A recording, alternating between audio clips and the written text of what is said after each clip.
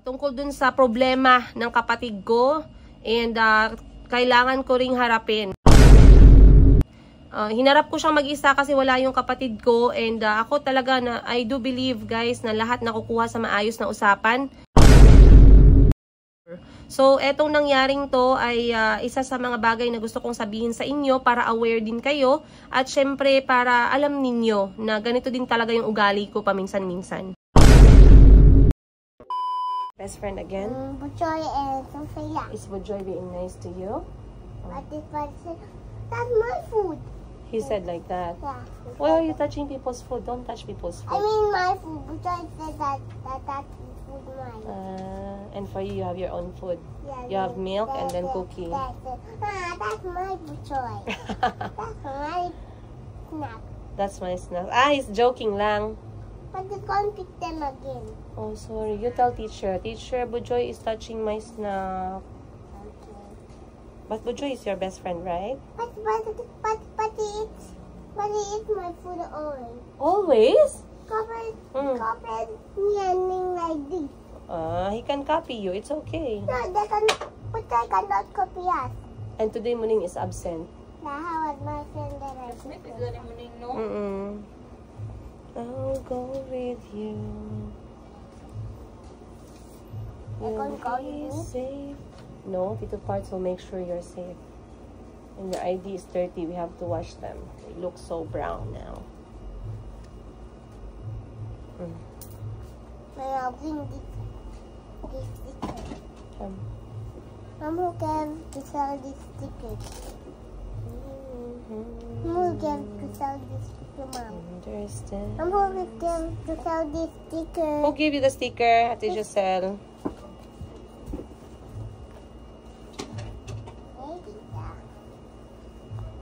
Remind ko parts ugma pa ipagupitan si Chico.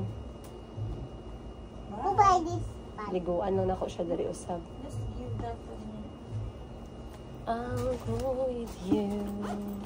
Shall I go with me? No, I'm singing. Bye, Chico. Be a good boy. Good boy, Chico. Okay. Be a nice friend to everyone. Okay, bye. Wala pa, wait lang. This snack is okay, right?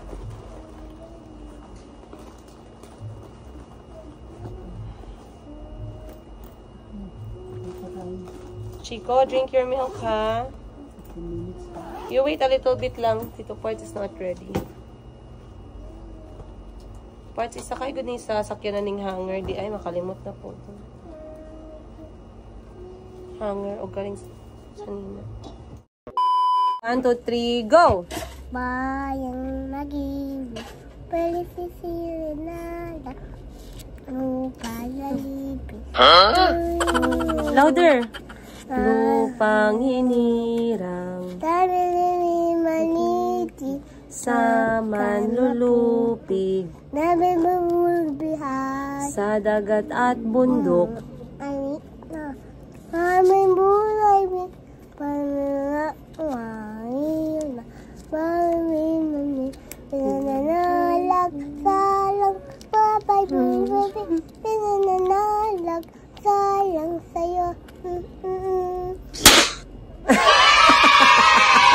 Salang-salang sa'yo? Very good. Si Chico si Calvin nag-request sa sasakyan ng kanta, guys.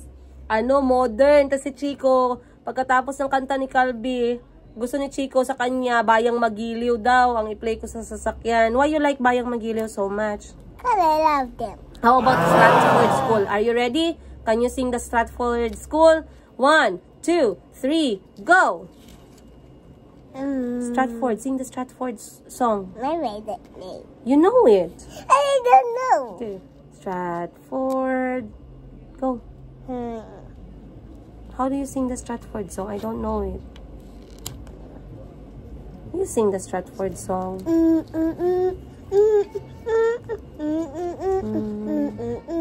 He'll be mighty Stratford, gonna be so fly. One more. He helps to laugh You have to put forever. As babies go by.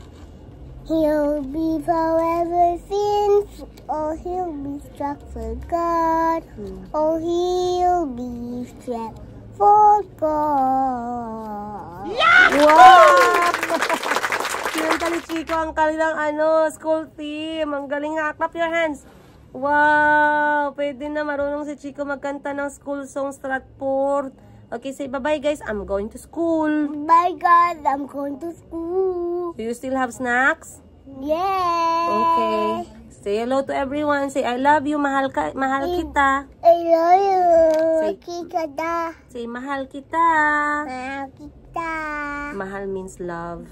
Love. Who do you love? Do you love mommy? Yeah. How much? 1 to 5. 1 to 5. How big do you love mommy? Besha, show me. How big do you love mama? I love you a big, as high. I love you all the way to my tail. Wow, you love me all the way to your toes? Yeah. Oh, I love you all the way to the moon. I love you all the way to the moon. Who loves you bigger? Mommy? Or who loves Chico bigger? Mommy. Mommy loves. Does mommy spank Chico's bam bam? No. I do when Chico doesn't listen. No. Yes, and then Chico cried. And then Chico said, Mom, spank Chico only softly, like this. Right? Last night, did I spank you last night? Yeah. Why? Why did I spank you? Because I'm speaking. Speaking what? I will. You were not what? I will play. You were not sleeping, man. Yeah. O, sige, say bye-bye na kayo. Magpunta ka pa ng school. Bye-bye. Tell them your name first. My name is Adeliga. Adeliga. But we call you? What do we call you? Chico. How do you spell Chico? Go! 1, 2, 3. C-H-I-K-O-O. Chico. Sige, bye-bye na. Calby, okay, Yupi. Don't forget to flash, ha? Ayan na si Calby, guys. Dumating na siya from school.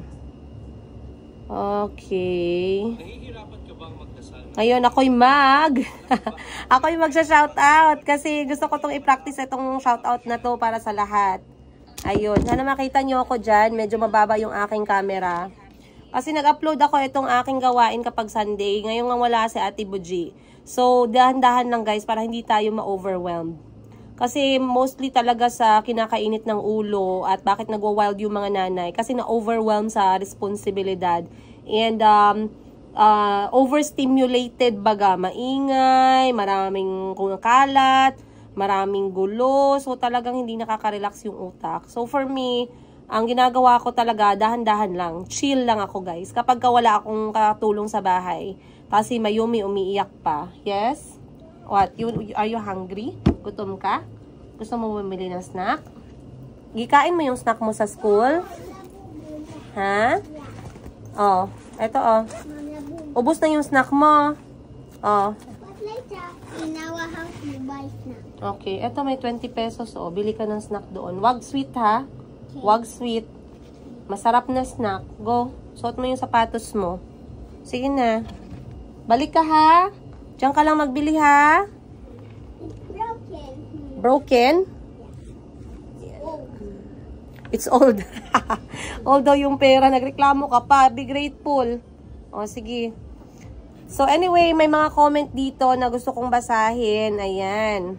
Eto. Galing kay Ma'am Leia. Eto yung episode natin na nag-message. May nag-message kay Mama ng biglaan. Eto yung aking recent episode ngayong umaga. Ngayong umaga ng Lunes. Sabi ni Ma'am Leia, hi Ma'am Leia, sabi niya pagkatapos ko na ang peg, diretso naman ako dito habang naga-vacuum ako at naga-mop. Nakikinig lang talaga ako. Kapag may oras na makapag-bathroom, nood ako ng konti.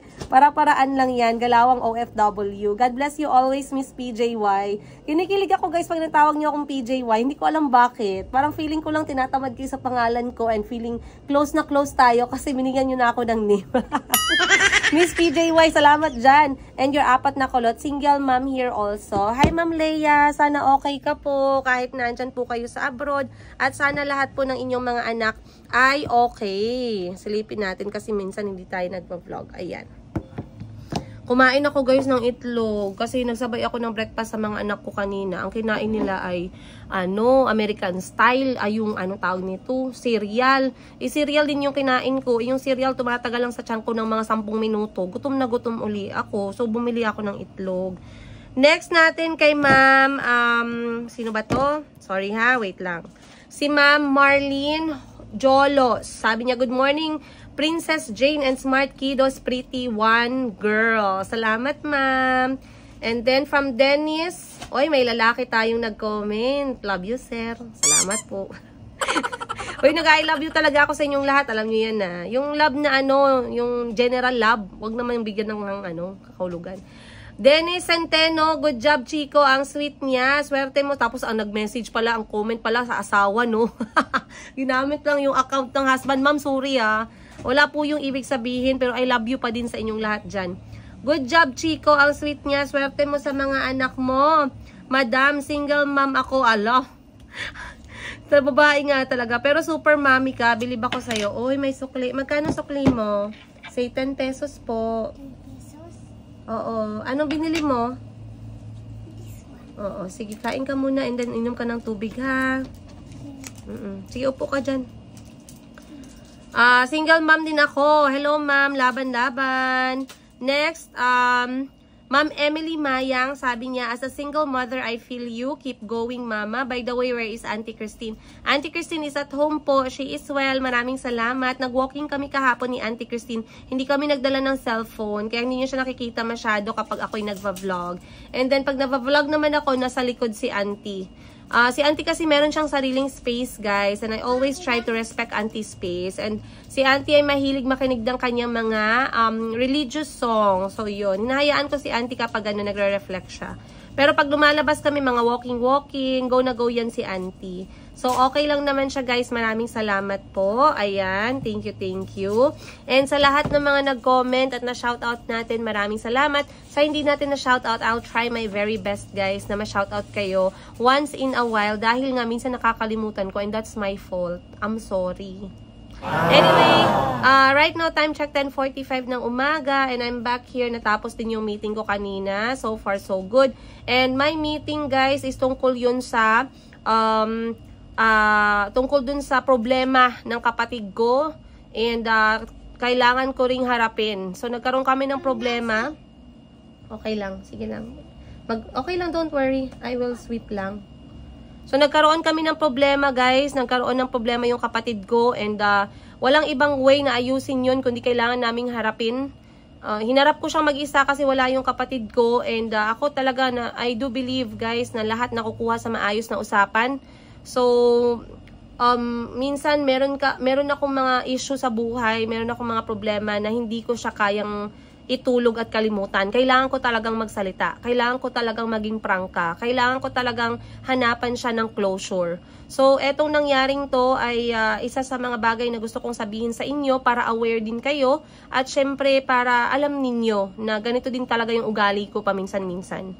Ay, alam niyo na mga kapatid ko kaya takot sila minsan sa akin na magsabi. Ayun. So, kwento ko sa inyo, guys, anong nangyari sa meeting na ginawa ko kanina. And very important na marinig ninyo to kasi baka may mapulot kayo dito at meron kayong matutunan. Ayan. So, I'll see you guys on today's episode. It's a night fall and you're not here and get me free and then you pull the rope. I was gonna used to being someone you love. Yan, guys, sinama ko na lang si Calby kasi napansin ko kulang na yung kanilang biscuit sa bahay. Pero may, no need. Nakita ko itong Play-Doh na scented clay, 5 colors per stick. So, bibili ako niyan. And then, para sa kanila. Ano pa, Calby, ang kulang? Coca-Cola. Oy, no, Coca-Cola ka karon. Juice. May gatas ka pa. Juice. Ay, not like that. Wag lang yung juice na ganyan. Maraming asukal. Dito tayo, oh. Dito tayo, oh. Oreo! You are shouting, nak. Dali na. Ah, wala na silang gatas para sa kanilang cereal. Eto na lang. Mom, I want Oreo. Milk. Oreo, Mom. Pam. Oreo. Mom, this. Meron ka pang juice. Meron pa. I want the strawberry crackers. Mom, Eto na lang, oh. Meron ditong ano. Minute Maid pala. Minute Maid. Oo, yan. Minute Maid. Meron silang orange. Maid. Or wala silang apple. Minute Maid na ganito. Yeah, yeah. Orange. Yeah, orange. Ito na lang para medyo maiba naman sila ngayong buwan. Okay. Ta. Mabigat na. Heavy na. Mabigat? Opo. Opo.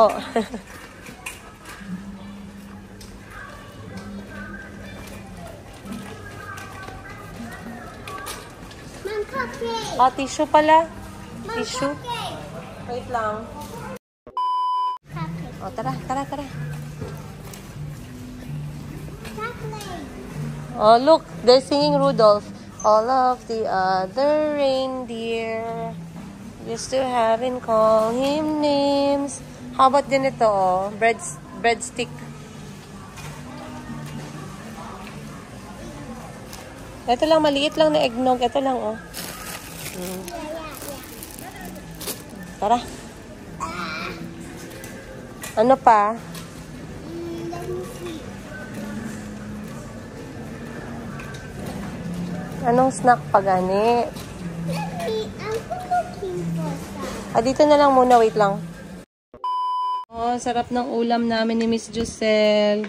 Paksyo na isda belly at saka paborito ko to. Munggo na merong dilis. So, kakain muna kami ng lunch, guys. And kwentuhan mode tayo mamaya. Tutulog na. Alright, guys. Finally, ang bilis ng oras, no? Buti na lang pala ginawa ni Lord yung gabi. Kung hindi, trabaho lang tayo ng trabaho, guys.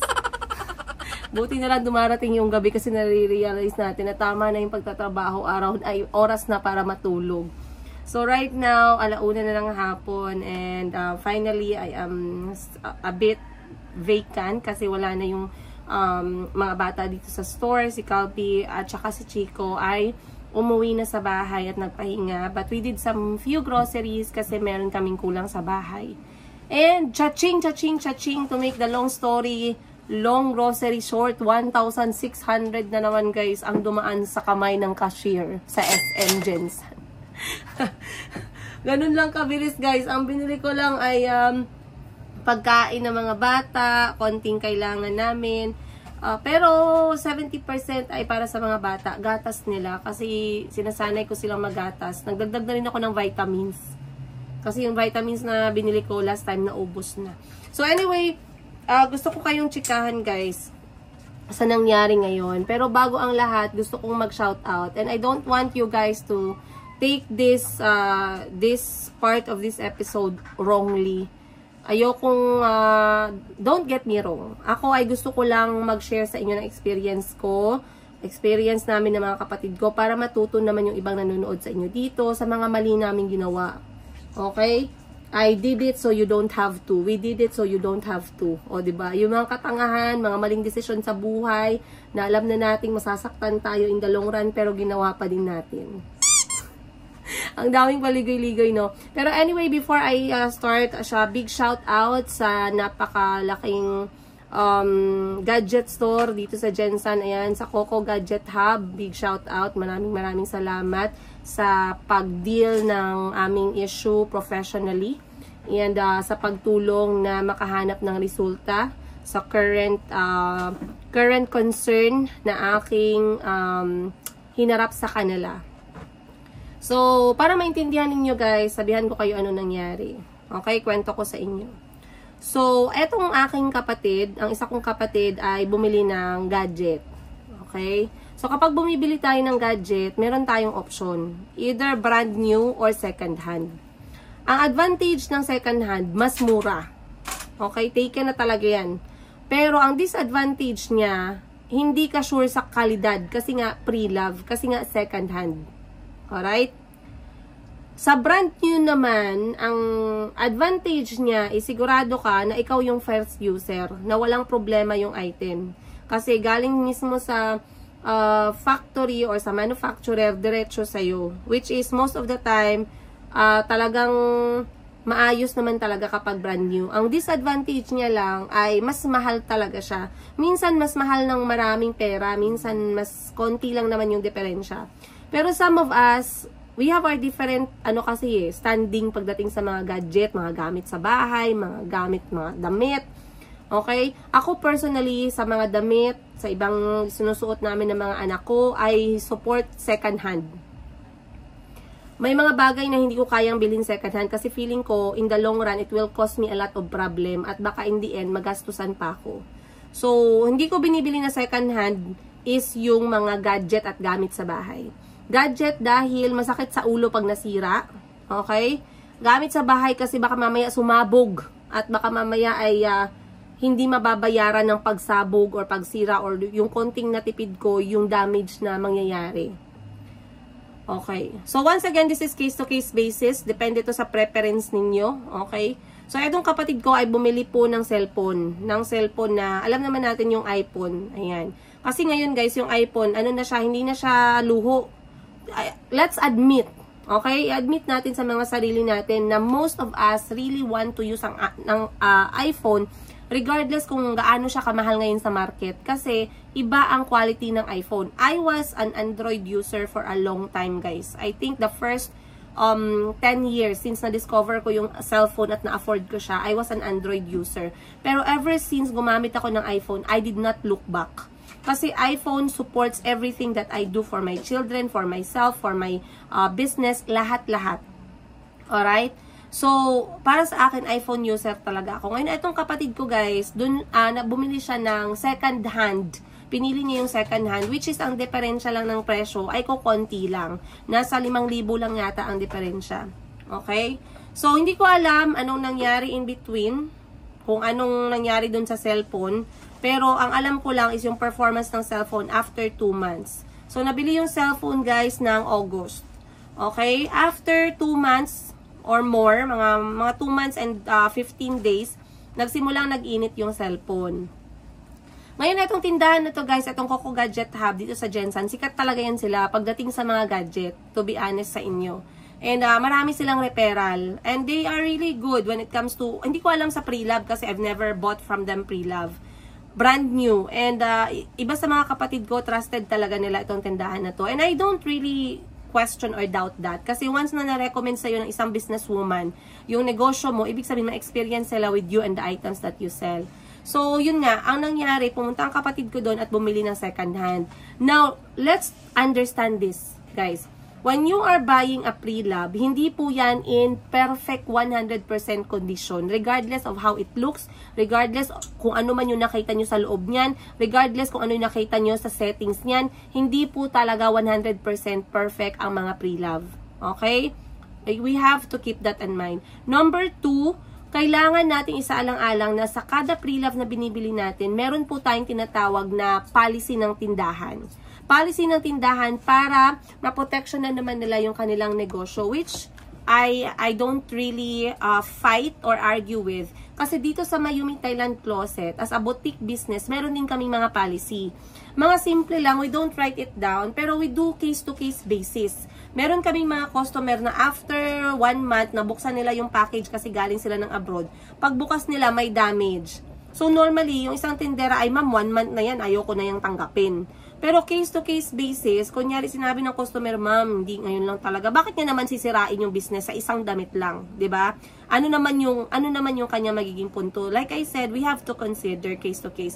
So pag mga ganon, hindi ako nakikipag-argue, nire-refund namin or pinapapili namin ng another item. Meron din akong policy when it comes sa gold naman is kapag wala kang video.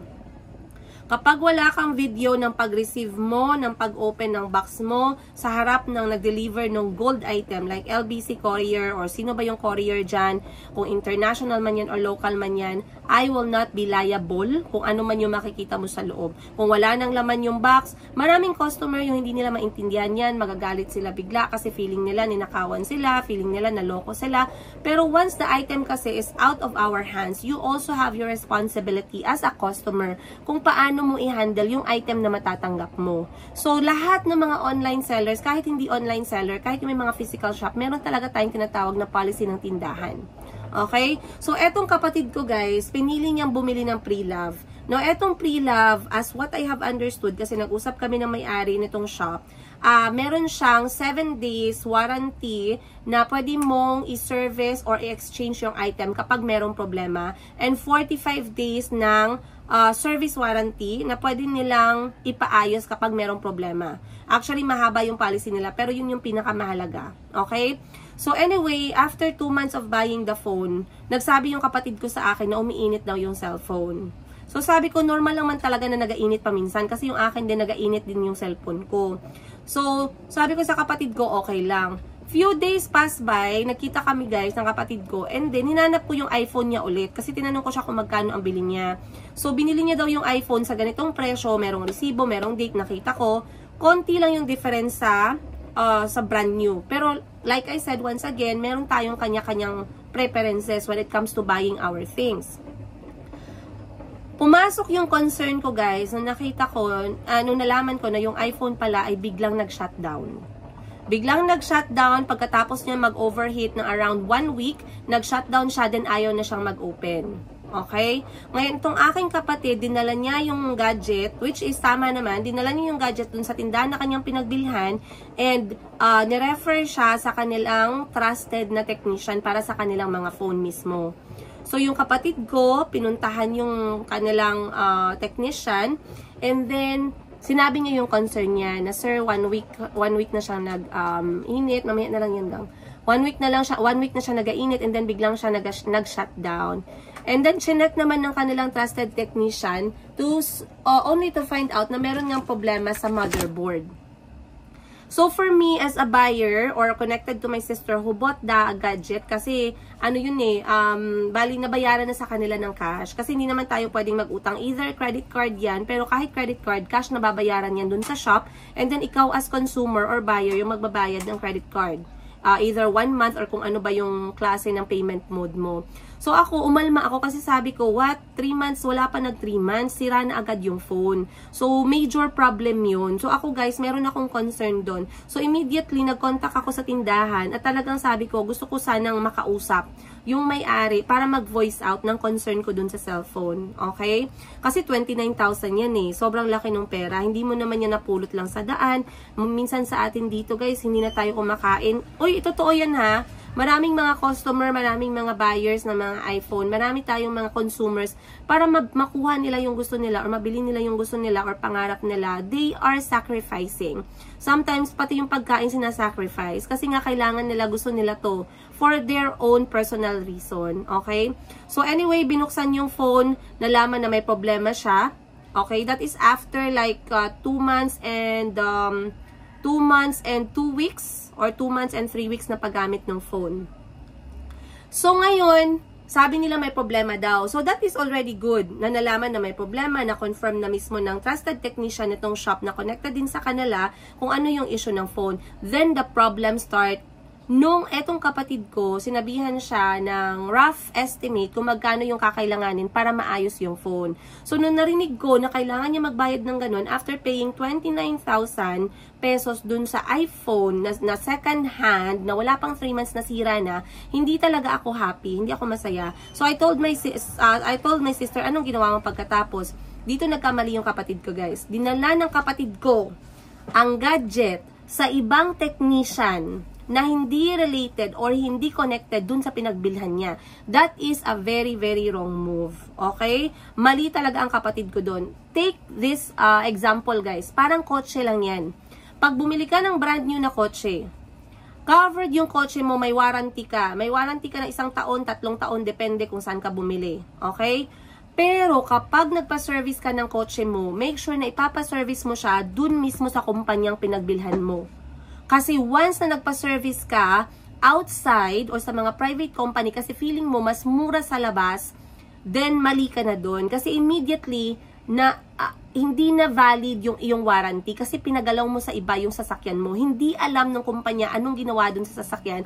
And of course, I trust and understand na hindi na sila liable.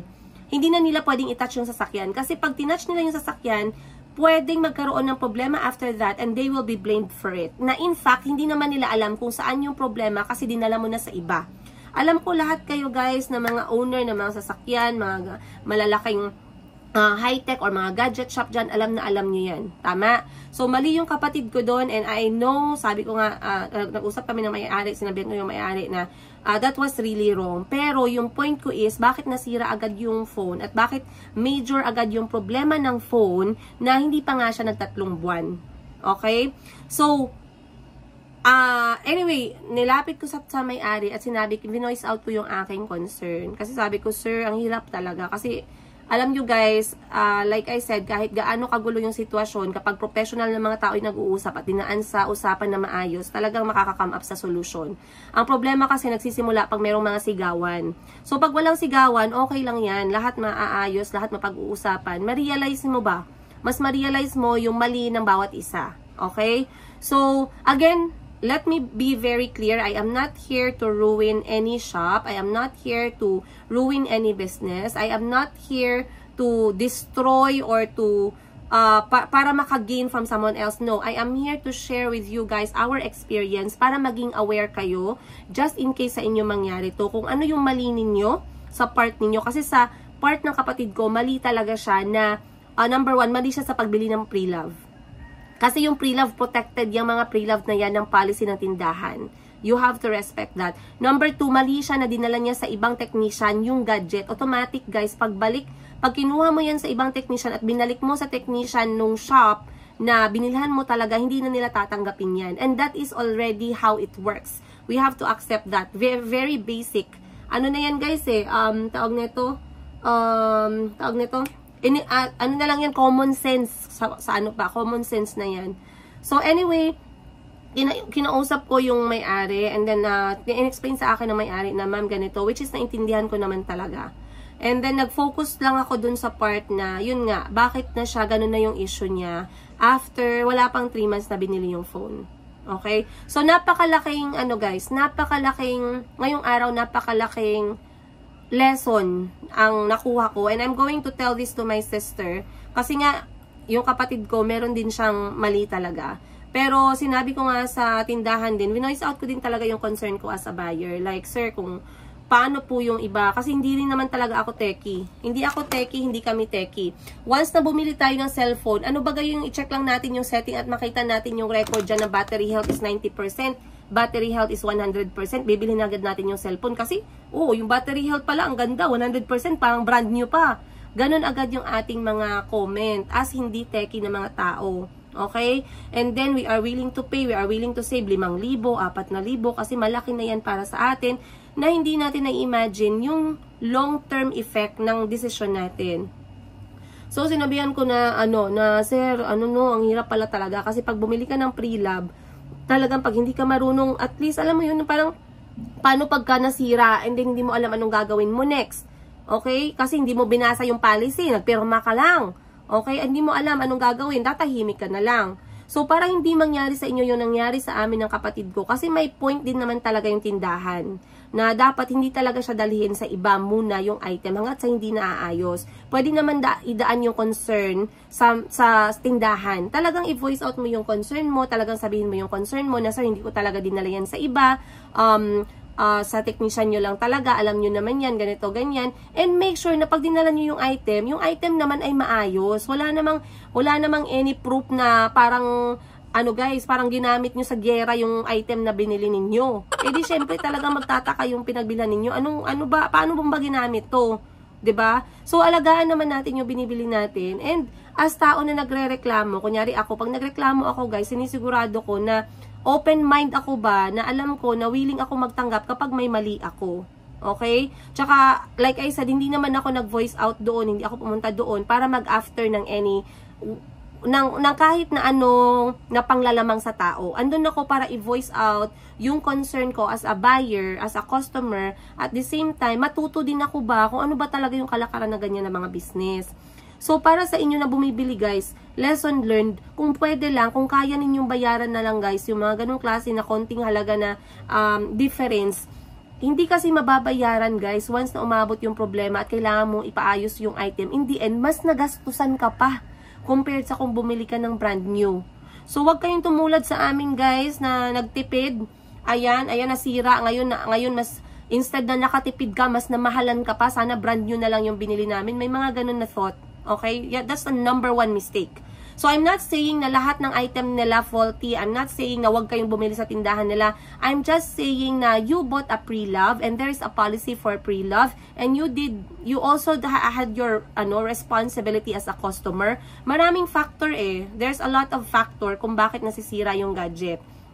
Sa amin is, although nakitaan na motherboard or major yung problema, the fact na dinala ng kapatid ko sa ibang technician, that is already a very big question. And I understand the point of the owner. Okay? So, like I said, hindi ko sinasabi na lahat ng item nila ganyan, wag kayong bumili ganyan. I do recommend and I do suggest as a customer, as a buyer guys, doon na lang kayo sa brand new. Wag na kayo magtipid ng 3,000, 4,000 guys, kaya naku.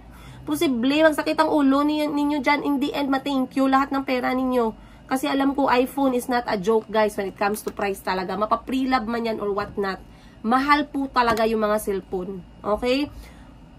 Advice ko sa inyo, huwag kayong bumili na lang ng pre-love.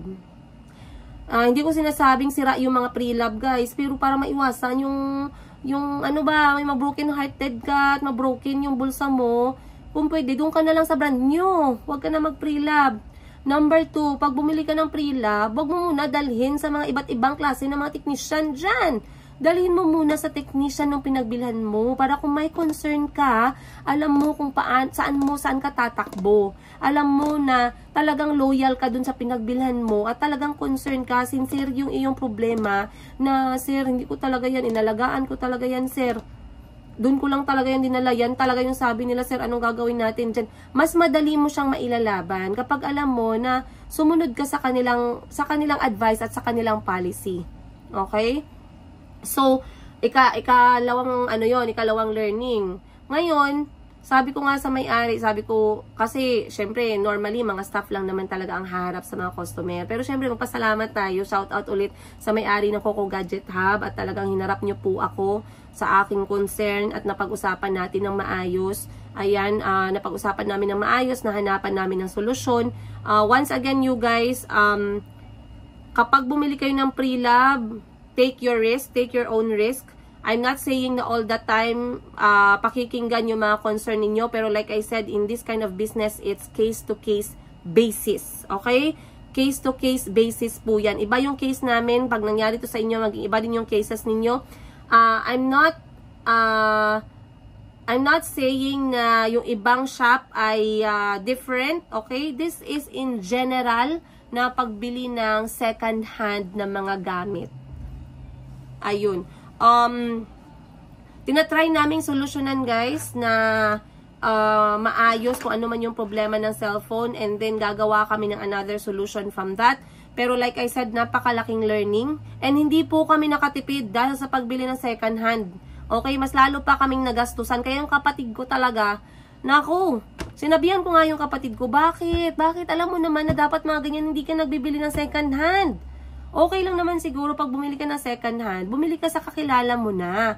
Kasi pag kilala mo, at least alam mo kung paano niya tinuring yung gamit, alam mo na sa kanya lang dumaan yung gamit, or at least kapag binenta niya sa'yo, after 2 buwan, nasira agad or namatay agad, pwede mong ipakulam yung binilhan mo.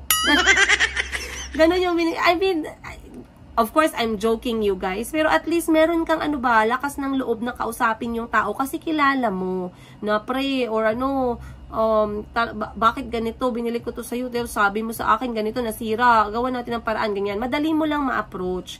Pero kapag ganito kasi na mga business transactions or talagang tindahan, you cannot blame them kasi meron yan sila talagang policy. And wala silang, hindi ka nila pinerasang bumili sa kanila. Hindi ka naman nila pinilit na pumunta sa kanila at bumili ng second hand. It was your own decision. So you have to really accept the risk and accept the consequences of your action. Okay? So once again guys, naayos naman namin sa usapan. Naayos naman namin ng maayos sa... For Christmas nga dress. Okay. Ito sa akong ba? Oo, ano ka ba? Wow. Nice. Classic ba, no? Classic na parol. Guys, nagbebenta na kami ng parol dito sa Jensen. Ang ganda. Mga classic lang. Nakakatuwa.